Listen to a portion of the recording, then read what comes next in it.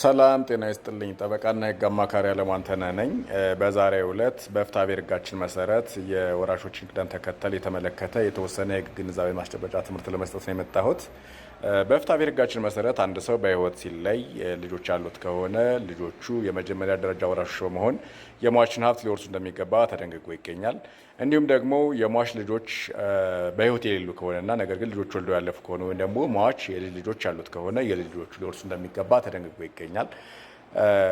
ነገር ግን ሟች ልጅም ሆነ የልጅ የሌለው ከሆነ በሁለተኛ ደረጃ ወራሽነት የተቀመጡት የሟች ወላጆች ናቸው ማለት ነው። የሟች ወላጆች ሁለተኛ የወራሽነት ደረጃ ላይ ተቀምጠዋል።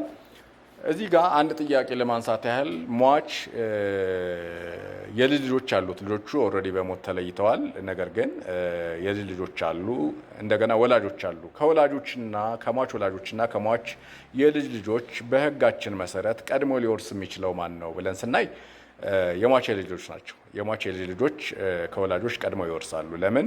በፍትሐብሔር ህጋችን አንቀጽ 842 መሰረት የሟች የልጅ ልጆች ወላጆቻቸውን ተክተው ወይም የሟች ልጆች ተክተው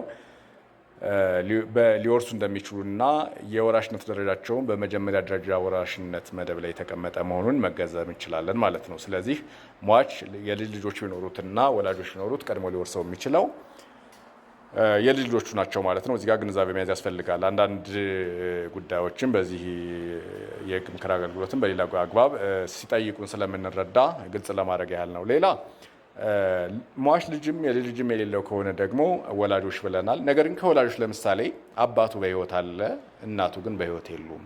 ነገር ግን ደግሞ ከእናታቸው የተወለዱ የሟች እህት ወንድሞች ቢኖሩ የውርስ ሀብቱ እንዴት ይሆናል የሚለውን በተመለከተ አባት ሊወርስ የሚችለው 1/2ኛውን የልጁን ወይም ደግሞ የሟችን 1/2ኛ የውርስ ሀብት ሲሆን 1/2ኛው ወይም ቀሪው 1/2ኛ የውርስ ሀብት ደግሞ እናታቸውን ተክተው የሟች እህት ወንድሞች ይወርሳሉ ማለት ነው።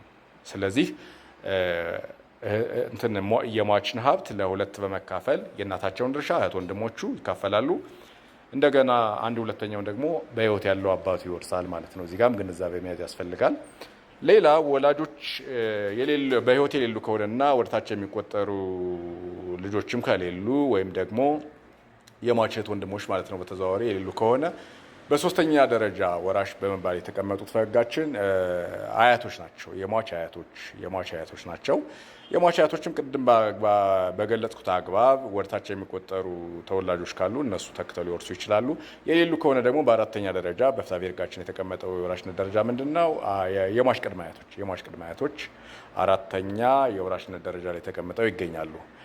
እንደዚሁም ደግሞ እነሱ የሌሉ ከሆነ ወደታች የሚቆጠሩ ተወላጆች ካሉ እነሱ ቅድመ አያቶችን ተክተው ሊወርሱ እንደሚችሉም ህጉ በግልጽ ደንግጎ ይገኛል።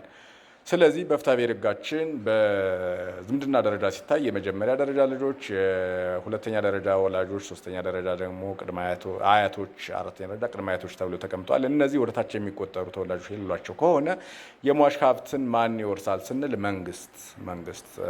መንግስት ወይም ደግሞ የሟች ሀብት ወደ መንግስት ገቢ ይሆናል ወይም መንግስት ይወርሰዋል ማለት ነው።